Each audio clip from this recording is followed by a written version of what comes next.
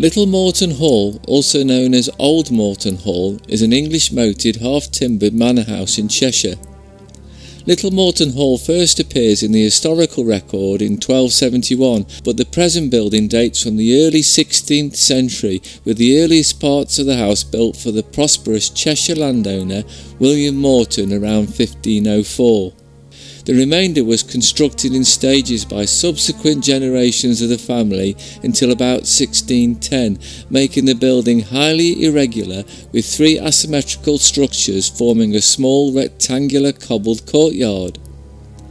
The house's top-heavy appearance is due to the third-storey long gallery that runs the length of the south range's upper floor, the weight of which has caused the lower floors to bow and warp over the years.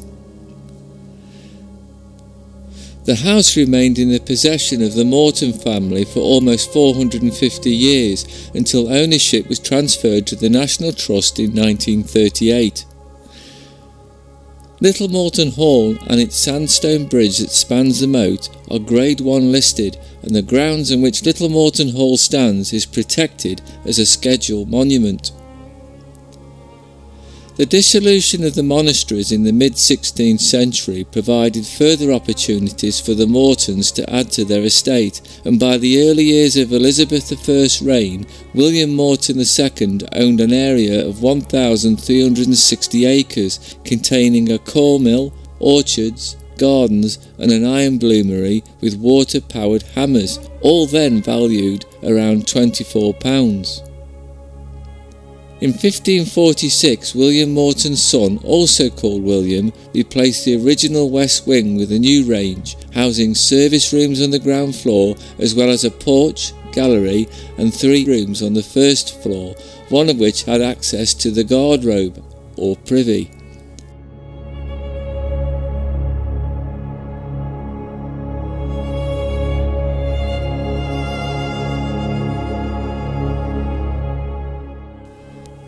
In 1559, William had a new floor inserted at gallery level in the Great Hall and added the 2 large bay windows looking into the courtyard, built so close to each other their roofs abut.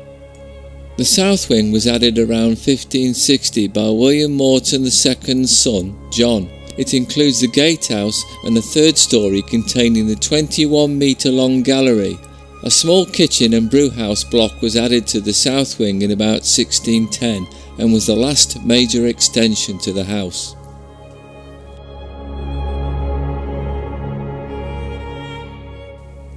The fortunes of the Moreton family declined during the English Civil War. As supporters of the Royalist cause, they found themselves isolated in a neighbourhood of parliamentarians. Little Moreton Hall was requisitioned by the parliamentarians in 1643 and used as soldiers' quarters. The family successfully petitioned for its restitution and survived the Civil War, but had a huge financial loss. Their attempts to sell the full estate failed, and only several parcels of land were sold. William Moreton died in 1654, leaving debts of £3,000 to £4,000, the equivalent of approximately £14 million today. The family's fortunes never fully recovered, and by the late 1670s they no longer lived in Little Moreton Hall, renting it out instead to a series of tenant farmers. The Dale family took over the tenancy in 1841 and was still in residence more than 100 years later. By 1847 most of the house was unoccupied, and the deconsecrated chapel was being used as a coal cellar and storeroom. Little Moreton Hall was in a ruinous condition. Its windows were boarded up and its roof was rotten. Elizabeth Moreton inherited the almost derelict house following the death of her sister, Annabella, in 1892 and restored the chapel. It's also thought the insertion of steel rods to stabilise the structure of the long gallery was carried out at this time.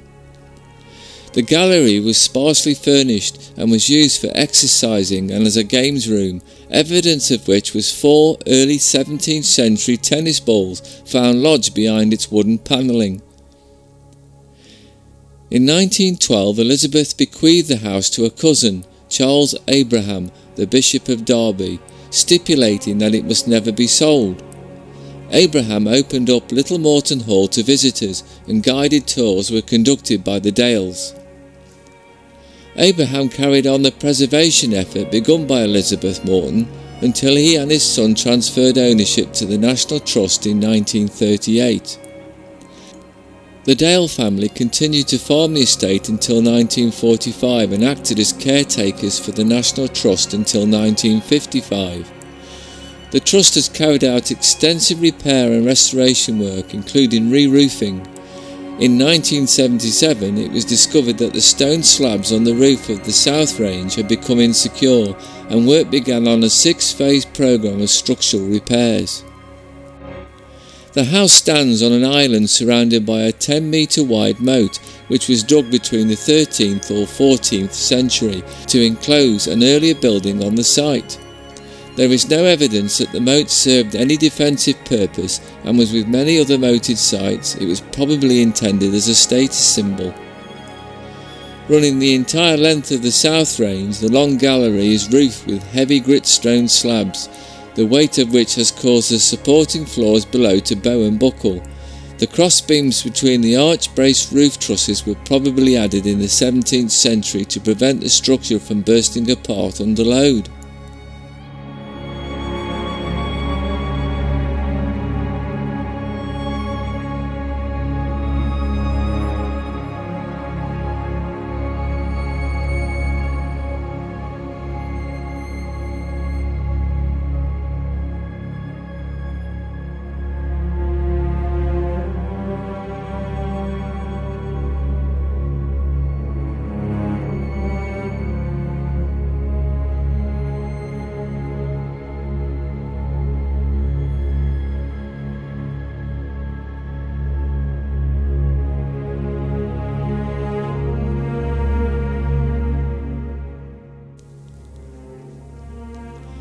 During the 20th century, the long abandoned gardens were replanted in a style sympathetic to the Tudor period.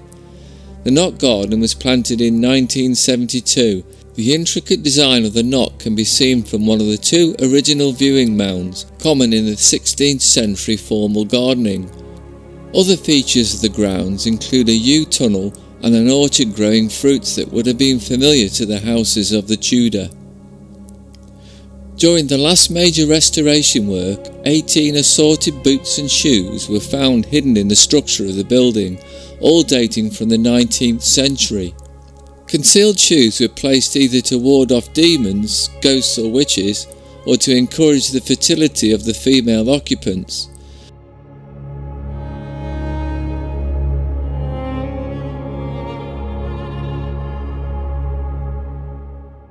Like many old buildings, Little Moreton Hall has stories of ghosts. A grey lady is said to haunt the long gallery, and a child has reportedly been heard sobbing in and around the chapel.